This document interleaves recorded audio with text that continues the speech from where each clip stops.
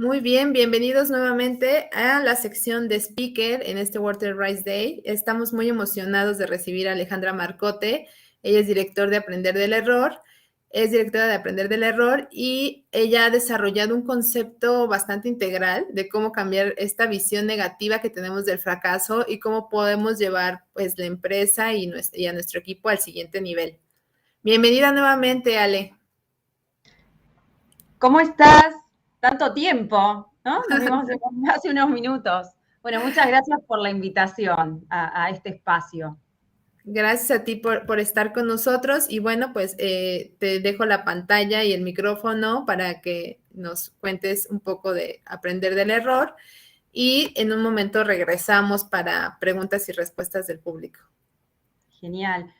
Bueno, muchísimas gracias y ahora no voy a estar pudiendo leer los chats, pero cuando termino, que dejo de compartir pantalla, ahí los podemos ver juntos y todas las preguntas que surjan, súper bienvenidos. Soy Ale Marcote, hace unos cuantos años que trabajo en este tema de resignificar los errores y los fracasos.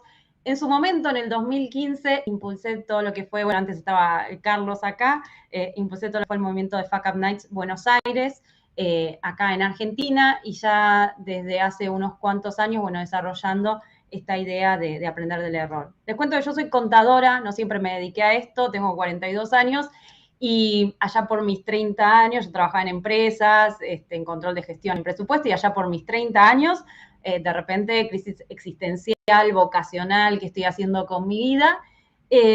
Empecé una búsqueda, ¿no? Mientras seguía trabajando en relación de dependencia, empecé a ver qué puedo estudiar, y empecé a estudiar de nuevo coaching, comunicación. En ese tiempo apareció, en esos años, apareció justamente la idea de que acá en Buenos Aires había como una mística muy del éxito, ¿no? De que ibas a todos los eventos y toda la gente hablaba de lo bien que le iba en sus proyectos. Yo, después de 15 años de trabajar en relación de dependencia, había dejado mi trabajo en relación de dependencia y la verdad que me estaba costando muchísimo. Y bueno, y ahí empecé justamente a trabajar en este tema y organizar esos eventos que en un principio iba muy poquita gente y después con el tiempo, con mucha paciencia y con mucho trabajo detrás, bueno, empezó a crecer cada vez más, ¿no? Y como les decía, bueno, antes Ariana hablaba del síndrome del impostor, justamente la semana pasada salió el libro que escribí sobre este tema, sobre cómo transformar el síndrome del impostor en tu aliado, porque es uno de los grandes temas que tenemos, ¿no? Esta idea de que somos un fraude, y ahora después vamos a hablar un poquitito, pero esta idea de que somos un fraude y de que si nos equivocamos, esto se está confirmando, ¿no? Y de que no somos suficientemente capaces y demás. Y para ir arrancando un poquito, les traje esta foto. Ayer la volví a publicar en mi Instagram porque estaba preparando esta charla. Esta foto es del 2017. Saben que en aquel tiempo, en aquellos meses, porque esto era noviembre, la verdad es que estaba terminando de organizar los eventos, estaban explotados, mucha gente, o sea, cada 2 meses llenábamos con 600 personas. Entonces, mi Facebook realmente tenía siempre fotos de mucha gente, notas en medios, o sea, como todo muy genial, y de repente me invitaron a dar un taller en una universidad. Me fui a dar el taller, preparé todo y no llegó nadie, ¿no? Esperé, como a los 45 minutos dije, bueno, claramente no va a venir nadie, y saqué esa foto y la subí a mi Facebook, ¿no? Como diciendo, bueno, puede fallar, ¿no? Esa fue la primera vez, no la única, en que no fue nadie o no fue casi nadie, ¿no? Porque otra vez me pasó que fueron 2 personas solamente. Pero lo interesante de esto es que en ese momento saqué la foto y de repente empezaron a llegar comentarios, likes, me gusta, y se llenó de comentarios realmente y de muchos me gusta. Y lo que me di cuenta es que había muchas personas que compartían en esos comentarios que también les había pasado, que habían ido a dar una capacitación, un taller, bueno, un amigo que hace teatro también, ¿no? Que se habían encontrado en esta situación de que habían preparado algo y de repente no iba casi nadie o no iba nadie directamente. Sin embargo, ¿no? Una de las cosas más interesantes es que esta foto no es la que mostramos, ¿no? Nosotros no solemos mostrar esta foto. Pero fíjense que algo que me llamó la atención es que cuando terminó el 2017, el año en que publiqué esa foto, y Facebook vieron que hace siempre esos resúmenes, bueno, Facebook me puso que esta foto había sido la que más likes, la que más me gusta había tenido de todo mi año, ¿no? Que había tenido un montón de fotos súper de cosas que habían salido bárbaro, pero sin embargo esta es la que más repercusión había tenido, ¿no?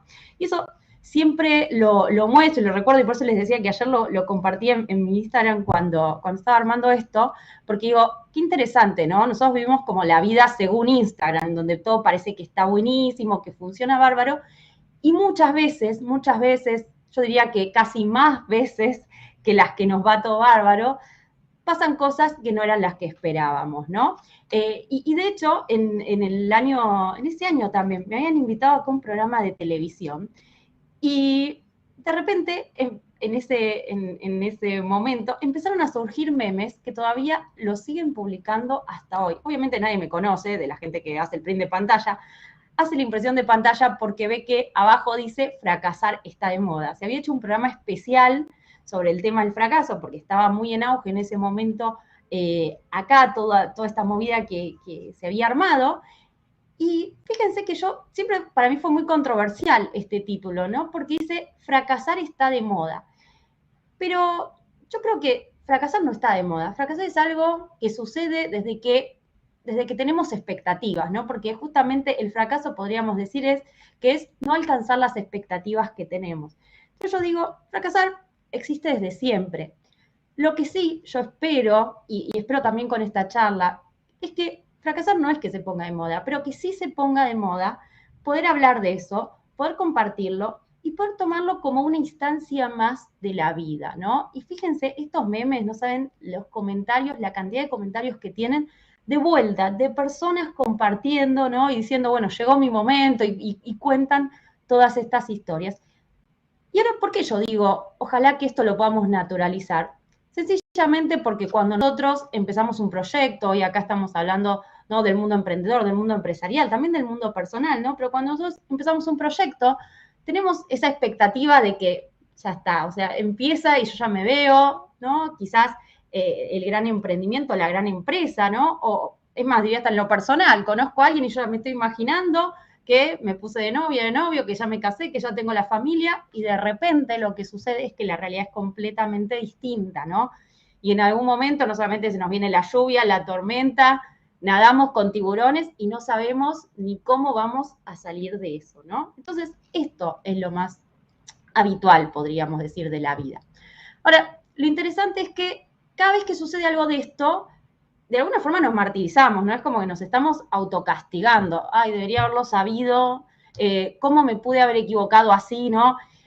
Bueno, no tenía que fallar. O sea, empezamos a que tendría que haber sido de otra forma y que yo debería haberlo sabido. Y yo digo, incluso ahora con la pandemia, ¿no?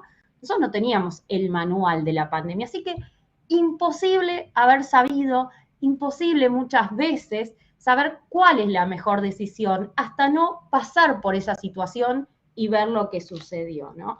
Entonces, traje este dibujo que hace Aldara, que trabaja haciendo justamente estos hermosos gráficos, ¿no? Para aprender el error.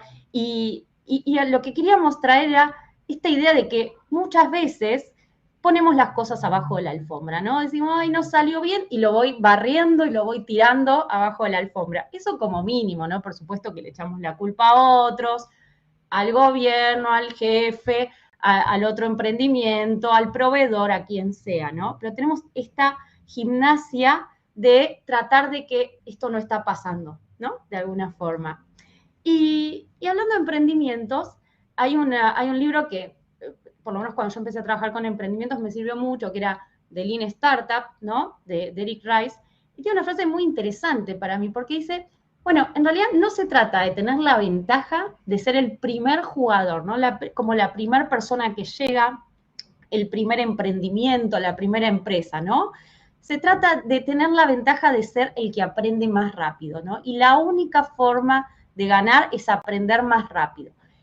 Y eso me parece clave, y sobre todo en estos tiempos. Fíjense cuando entramos a la pandemia, ¿no? Cómo salieron muchas empresas. Muchas salieron súper fortalecidas, enseguida se pudieron reconvertir y se dieron cuenta de por dónde iba y nacieron incluso nuevas, ¿no? y otras que estaban súper bien posicionadas no pudieron, no supieron aprender. Y para aprender, ¿no? Si nosotros miramos solamente la partecita que salió bien y aprendemos de eso, nos está faltando algo, ¿no? Estamos como mirando con un solo ojo o con menos que eso. Para aprender tenemos que aprender de lo que sale bien y de lo que no sale bien, ¿no? De esas experiencias que no funcionaron. Ahora, algo también interesante que sucede entonces en este sentido es que muchas veces queremos, y sobre todo en estos tiempos, que se dice tanto hay que innovar, hay que hacer cosas nuevas, antes hablábamos de la propuesta de valor, mi propuesta de valor tiene que ser única, pero tenemos la idea de que tenemos que innovar, pero que no falle. O sea, vamos a hacer algo nuevo, completamente distinto, pero que no falle. Mala noticia, difícil que eso suceda, ¿no?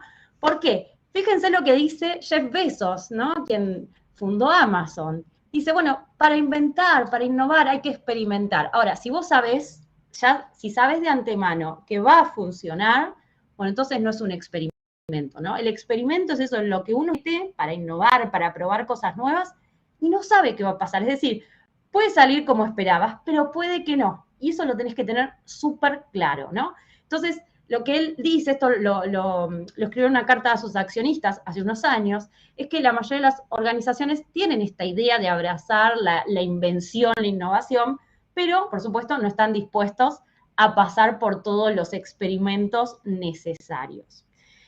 ¿Y por qué yo hablo tanto de experimentos? Porque fíjense que lo que sucede muchas veces es que nosotros tenemos esta asociación, equivocarse, fallar, fracasar, como algo malo e indeseable, ¿no? Y como que todo lo tendría que haber sabido. Por eso había traído estas frases de entrada. Pero no todos los errores, no todas las fallas son lo mismo ni tienen el mismo origen, ¿no? Y acá voy a hacer una distinción conceptual muy rapidita, si quieren después en mi LinkedIn o les puedo pasar algunos links que está más detallado, pero pensemos, por ejemplo, en un trabajo de oficina, ¿no? Donde, no sé, estoy pasando facturas, órdenes de compra, o sea, documentos, yo ya sé cómo se hace, ya tengo, digamos, esa gimnasia, pero sin embargo, me puedo equivocar, o sea, capaz que lo empiezo a cargar mal, ¿no? Y eso puede pasar por un montón de cosas, porque la persona no llegó capacitada al puesto, porque está totalmente sobrepasada, ¿no? Fíjense, pasa en muchas empresas, en muchos lugares, la persona está cargadísima de trabajo, porque está desmotivada, porque está en otra cosa, por lo que sea, ¿sí? Puede que eso suceda. Y claro que cuando yo hablo que, por ejemplo, una persona no llegó capacitada, entonces no podríamos decir, uy, esa persona y señalarla con el dedo como es culpable, ¿no? Hay que entender que hay todo un sistema sobre el cual trabajar para mejorar y que ese error no se vuelva a repetir. Pero lo interesante es que esta es la definición tal vez más, como más común de error, porque hay algo que sabemos cómo se hace, que hay una forma de hacerlo, y no lo estamos haciendo de esa forma, ¿no? Fíjense que error conceptual, error matemático nos remiten a eso. Hay una forma y no lo estamos haciendo así. Con lo cual, este tipo de errores suelen ser prevenibles, solamente hay que trabajar en eso para mejorarlo. Con lo cual, taparlo, como yo decía antes, ponerlo bajo la alfombra, callarnos, como suele pasar en la mayoría de las organizaciones, en muchos equipos, no ayuda, porque eso nos está restando ciencia, ¿no? No podemos aprender, yo les había hablado de aprender rápido. ¿Cómo vamos a aprender rápido si lo estamos tirando abajo de la alfombra? No va a funcionar. Ahora, también hay otro tipo de fallas, podríamos decir, que tienen que ver más con, por un lado, contextos complejos, como los que estamos en muchas situaciones como los que vivimos, que no tenemos toda la información, que son muy cambiantes, que no podemos entender por qué se da, ¿no? Entonces, a veces tomamos decisiones y bueno, puede pasar que falle, pero no teníamos la receta como en el anterior, ¿no? Y si nos vamos a un extremo, a otro extremo, podríamos decir que también hay fallas que podríamos llamar de innovación, ¿no? Está típicamente en donde, por ejemplo, como puede pasar hoy con la vacuna, que creo que está a la vista de todos, hacemos intentos y experimentamos, y de 100 intentos, uno nos va a dar el resultado que queríamos. Los otros 99, nada, no funcionan. Entonces, fíjense que como acá hay mucha incertidumbre realmente, distinto a eso que yo le había dicho al principio, cargamos facturas, sabemos cómo se hace, acá no sabemos, tenemos que buscar, tenemos que experimentar, entonces hay una altísima probabilidad de fallar, ¿no? Si uno sabe de antemano, como dice ahí, ¿no? Si uno sabe de antemano que va a funcionar, bueno, entonces no estamos experimentando. Con lo cual, fíjense que cuando nosotros decimos, uy, no funcionó, y yo digo, debería haberlo sabido. Si estoy en un contexto de innovación, probablemente no debería haberlo sabido. Y si estoy en un contexto complejo, y probablemente no debería haberlo sabido, ¿no? Entonces, hay que empezar a entender de qué hablamos cuando hablo de error y entender cuál es el origen, ¿no? Entender si es una falla de innovación, bueno, qué experimentamos, que necesitamos hablar de eso también, porque eso nos permite, si por ejemplo, experimentamos y el resultado que nos dio no era el que estábamos esperando, bueno, eso nos da una información también, porque nos dice, por allá no vayas. Y esto es súper aplicable a los emprendimientos, porque muchas veces decimos, no, yo creo que mi nicho, mis clientes son estos, vamos, hacemos pruebas, no pasa nada, y decimos, no, pero tiene que ser. No, bueno, quizás hay que aceptar que ese experimento me dijo que esos no, por ejemplo, no eran mis clientes y tengo que cambiar hacia otro lado, ¿no? Entonces, conocer la información que eso nos da es súper valioso. Y fíjense que hay una frase que a mí me encanta que dice, cualquier cosa que valga la pena hacer, vale la pena hacerla mal. Es una frase controversial, ¿no? La otra vez me dijeron, bueno, cualquier cosa que valga la pena hacer, vale la pena hacerlo bien. Y está buenísima también esa frase. Pero esta a lo que nos invita es a decir, bueno, si queremos hacer algo nuevo, algo distinto, si no tenemos experiencia y en algún momento tenemos que arrancar, y es muy probable que lo hagamos mal, porque es la primera vez, ¿no? Ahí la foto que puse es de un programa que hay acá en Argentina de pastelería, ¿no?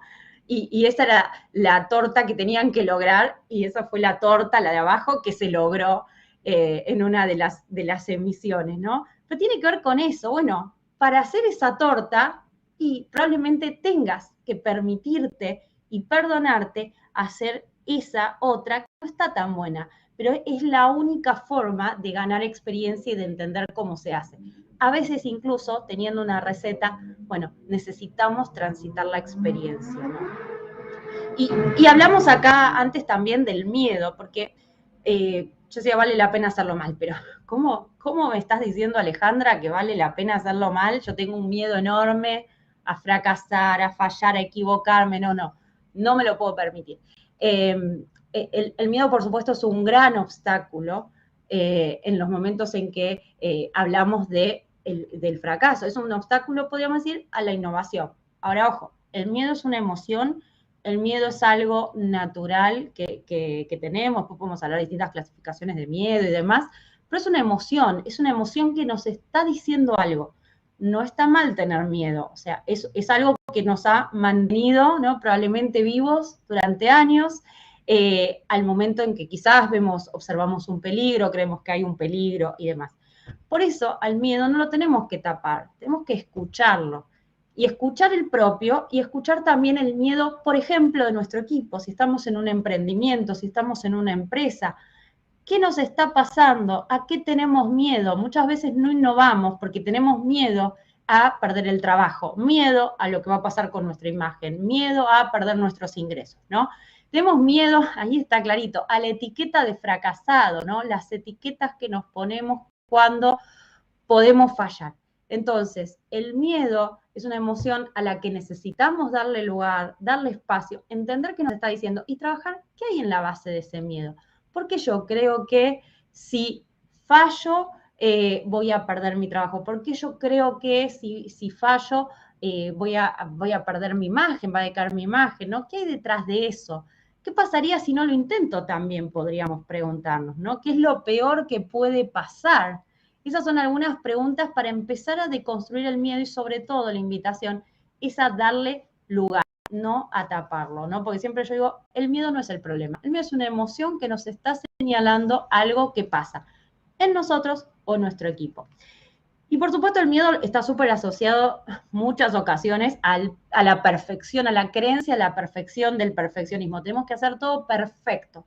¿no? Si no lo hacemos perfecto, ¿qué sucede? Bueno, creemos que muchas veces que somos un fraude. Yo les había hablado del síndrome del impostor, por supuesto. Cuando tenemos esta idea de que menos que perfecto no vale, probablemente no nos animemos a innovar, porque no nos permitamos fallar, fracasar, equivocarnos. Estas palabras, para quien tiene una idea de que es perfecto o nada, son casi malas palabras, no lo podemos evitar. Y lo digo yo, que siempre digo, soy una perfeccionista en recuperación, ¿no? Es esa idea de que cualquier cosita que esté fuera de lugar ya nos arruinó todo, ¿no? No podemos ver lo que sí hicimos bien ante el mínimo error. Entonces, también hay algo interesante en empezar a revisar nuestras expectativas, porque hoy algo que se habla muchísimo en las organizaciones, en los emprendimientos, es mejor hecho que perfecto. Necesito empezar, nunca va a haber mejor momento tal vez que este para hacer algo, entonces necesito empezar ahora, no cuando algún día esté perfecto, ¿sí? Y entonces, súper vinculado con esto, les hablaba de esta idea de que sentimos que si algo no está perfecto, de que no somos lo suficientemente competentes, ¿no? Esta idea de que somos un fraude, que somos impostores. Y esto tiene que ver con creer que cuando algo sale bien, alguna vez que logramos objetivos, nos felicitan, lo que sea, bueno, eso tiene que ver con la suerte, con las conexiones que tenemos, con lo que hizo la otra persona, porque justo se dio, pero no con nuestras capacidades, ¿no?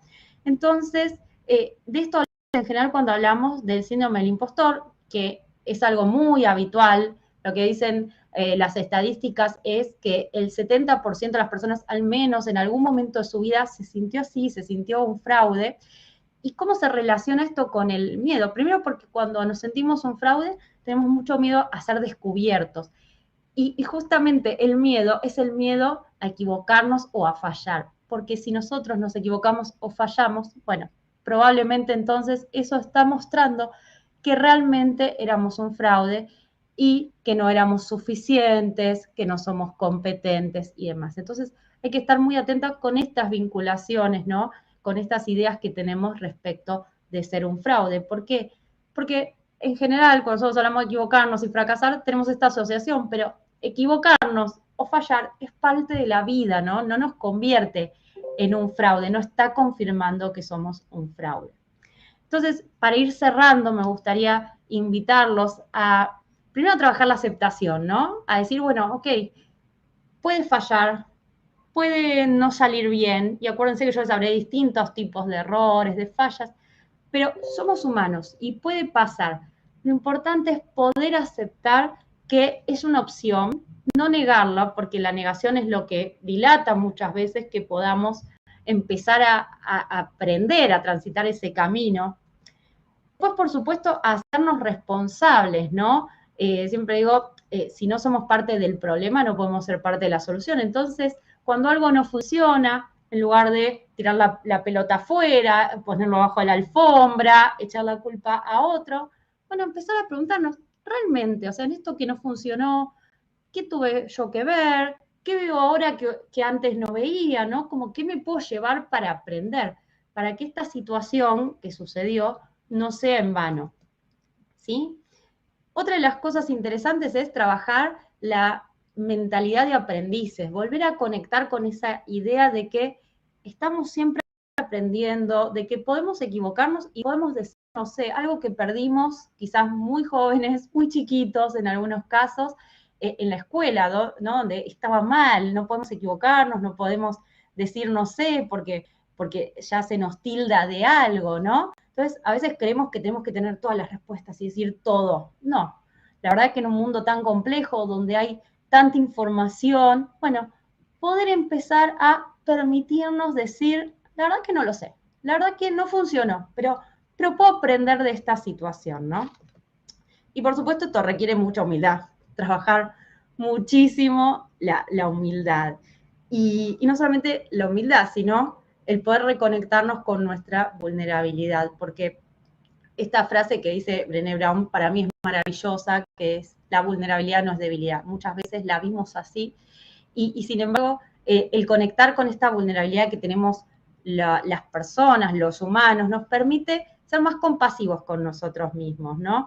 Y poder estar más conectados con este ser humano que somos, que no vinimos a ser perfectos, sino que somos humanos.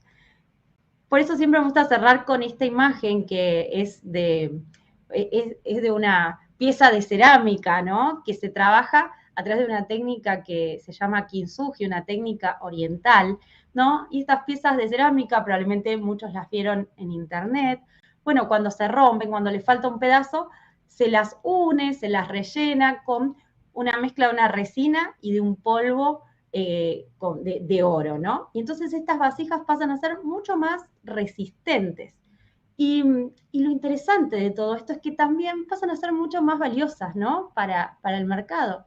Entonces, fíjense ustedes si en lugar de vernos como personas dañadas, que porque tuvieron algo que no funcionó, un fracaso en su vida y demás, si en lugar de vernos como esas personas incompletas o falladas o que nos tenemos que estar tapando, si pudiéramos vernos como esta vasija, ¿no? Como alguien que tuvo que pasar por eso para ser hoy quien es y que ahora se siente una persona completa. Así que creo que estamos en tiempo y les quiero agradecer un montón el espacio y quedo abierta a preguntas y bueno, ahí tienen mis redes para lo que quieran contactarme. Muchísimas gracias, Ale.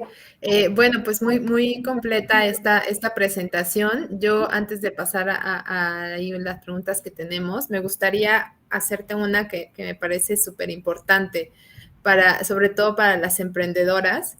Creo que el síndrome del impostor se ve mucho más en las mujeres que en los hombres. No sé si estarás de acuerdo conmigo.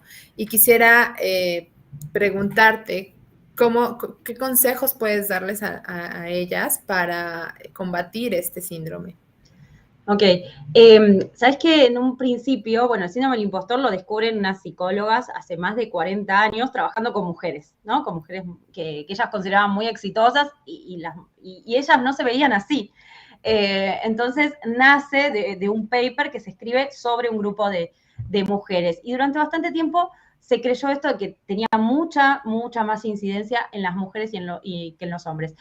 Con el tiempo y sobre todo en los últimos estudios, esta diferencia empezó a achicarse. Sigue siendo, sí, lo que se observa es que es más limitante para nosotras. Es como que va algo más cultural, nos toca diferente y es más limitante. Pero traigo esto también porque cada vez más los hombres se están animando a hablar de este tema. Y esta era una de las grandes dudas que venía leyendo en los papers de hace unos años, y es, los hombres no lo están pasando o es que no lo hablan también por cuestiones culturales. Así que esto, para los muchachos que nos están escuchando, cada vez más los hombres también se están animando a hablar de esto.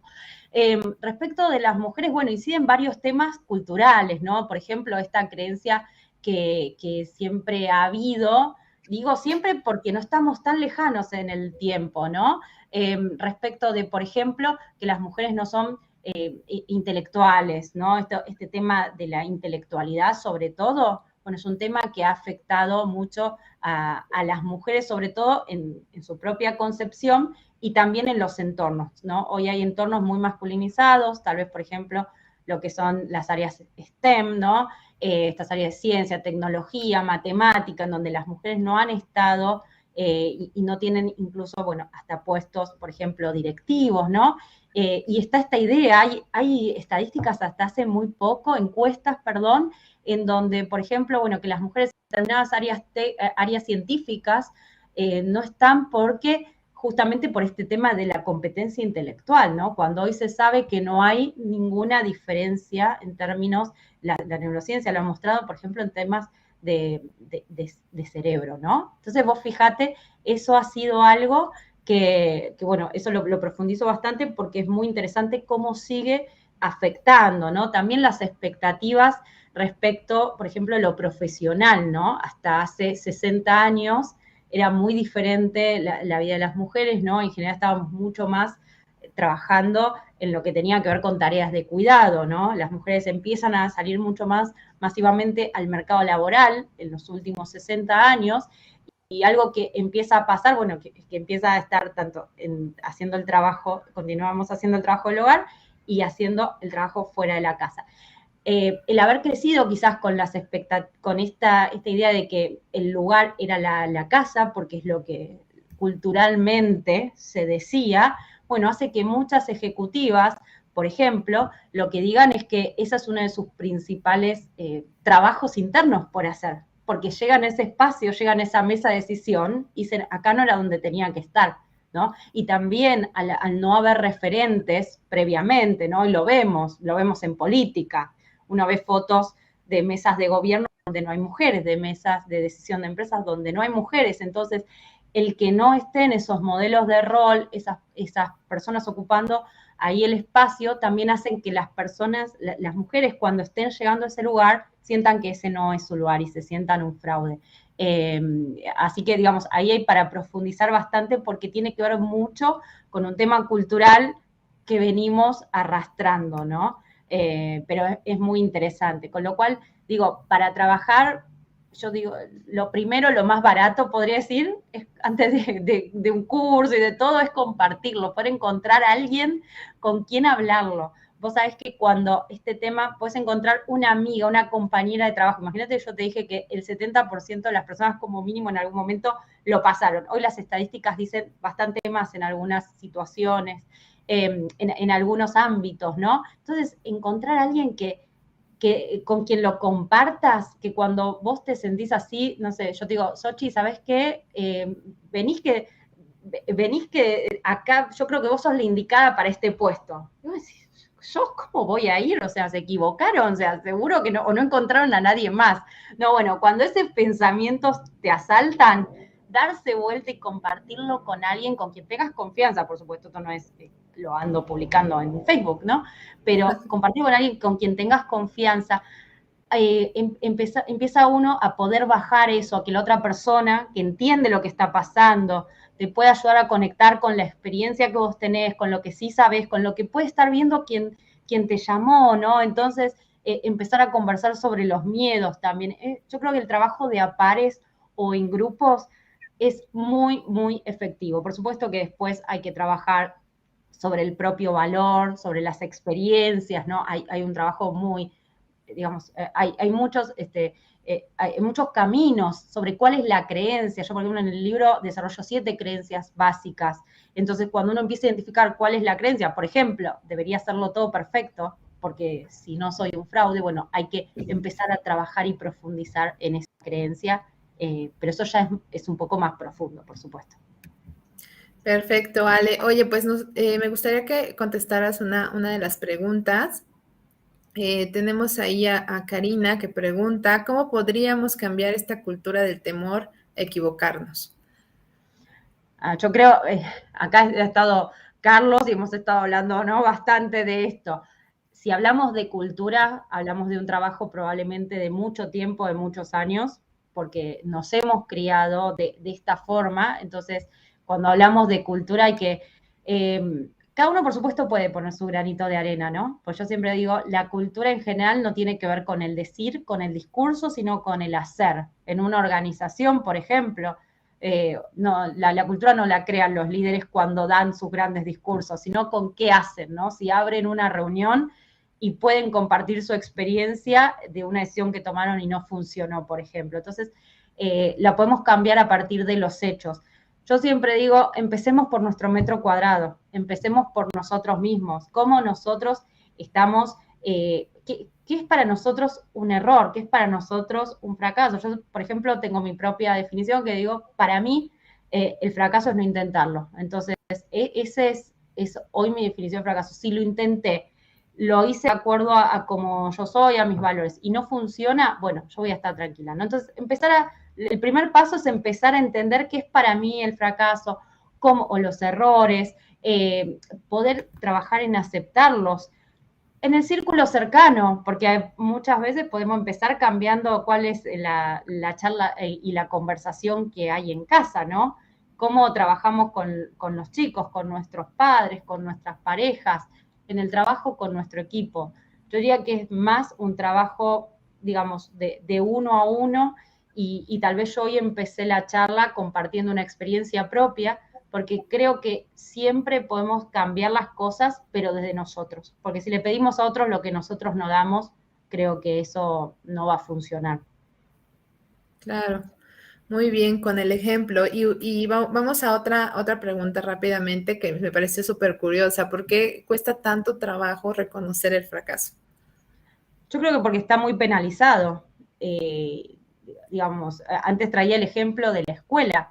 Uno apenas, digo, cuando empezamos a caminar, cuando empezamos a andar en bicicleta, ¿no? Tenemos la expectativa de que vamos a, probablemente, y nuestra familia tiene la expectativa de que caminemos y que andemos en bicicleta. Sin embargo, nos damos un montón de golpes, ¿no? En el medio terminamos ahí con uno, decimos chichones nosotros, ¿no? Como que terminás ahí un poco golpeado y todo el mundo te aplaude, te alienta, o sea, en esa etapa está buenísimo, ¿no? La gente sabe que vos te vas a dar unos golpes, pero después va a funcionar. Pero algo pasa en el camino, que yo creo que tiene mucho que ver la escolarización y los sistemas que hemos tenido de escolarización que tienen que ver con lo que se necesitaba para la revolución industrial, no para la revolución del conocimiento que tenemos hoy, ¿no? Entonces, si no repetíamos las cosas, si no las hacíamos de la forma exacta que había que hacerlo, estaba mal. Y había una cruz roja y quizás uno aprendía, fíjate qué interesante, creo que en la escuela aprendimos muchas más estrategias para copiarnos, ¿no? A ver cómo zafo, podríamos decir nosotros, ¿no? Cómo trato de que no se note que no sé, en vez de poder levantar la mano y preguntar sin que se rían de mí, quizás sin que un profesor me conteste mal y yo termine avergonzada. Entonces, el miedo y la vergüenza han sido emociones que se han utilizado mucho en nuestra sociedad eh, para controlar, para mantener las cosas en su lugar, para lo que sea, pero, y digo, en las organizaciones, en la escuela y en un montón de lugares, pero creo que en este tiempo ya no son útiles, o sea, ¿no? Entonces, para lo que es el conocimiento, tener la pasión de las personas trabajando para conseguir algo, para una organización, para lo que sea. Entonces, yo creo que hay ahí un aspecto súper importante, por eso digo que tanto podemos hacer desde nuestro lugar para con nuestras personas cercanas, ¿no? Porque a veces están las pequeñas cosas, cómo reacciona uno ante una mala nota de un hijo, ¿no? Cómo reacciona uno cuando alguien no logra un ascenso, ¿no? O sea, empezar a entender cómo reaccionamos con nosotros. Creo que desde temprana edad lo aprendimos, por eso es un trabajo del día a día, ¿no? De, espera, ¿qué está pasando, no? ¿Por qué me estoy castigando así? Es un trabajo que va a llevar un poco de tiempo y de resignificación. Con mucha paciencia. Muy bien, muchísimas gracias, Ale. Ahí tenemos algunos comentarios, les gustó muchísimo tu charla. Cuéntanos, por favor, dónde podemos seguirte y encontrarte para seguir hablando de este tema contigo. Bueno, en mi página, ahí están las redes, bueno, de Aprender del Error, y después en alemarcote.com es mi web, o aprenderdelerror.com es la web también de Aprender del Error, y como Ale Marcote me encuentran en todas las redes, y como Aprender del Error también, así que tienen un montón de info gratuita en YouTube. Tienen bastante, hay también desde el 2018, si no me equivoco, un podcast en Spotify que se llama Aprender del Error para Transformarnos, que habla mucho así desde lo personal, esas reflexiones, si alguien lo quiere escuchar. Y bueno, y el libro va a estar online, creo, en 15 días en Amazon y después también va a llegar por Latinoamérica en 15 días, 3 semanas, así que bueno, también ahí se puede profundizar, que hablo bastante del miedo y todos estos temas. Muchísimas gracias, Ale. Pues muchísimas gracias a todos los que nos siguen. Esperamos platicar nuevamente con Ale. Pues bueno, no sé, Ale, nos dejaste impactados con ese tema que pues hay que seguir escarbando. Te agradezco muchísimo y espero que pronto nos volvamos a encontrar en estos eventos. Un gusto enorme y bueno, un beso grande, gracias por la invitación y gracias a todos los que estuvieron del otro lado. Y bueno, seguimos en contacto por las redes y con esta conversación. Un beso enorme. Gracias. Muy bien, pues hemos llegado al final de nuestro evento. Muchas gracias a todos por asistir, por mantenerse aquí en la expectativa. Recuerden que como todos los meses preparamos eventos y charlas para ustedes. No se pierdan el próximo evento que tenemos, es el 16 de diciembre. Es un panel que une a 4 grandes empresarias emprendedoras para hablar del liderazgo femenino, de sus historias y de sus retos. Pueden registrarse en wortep.com. Y pues ahora sí, nos despedimos. Muchas gracias por acompañarnos a todos en este Water Rights Day de aniversario y muy buenas tardes a todos.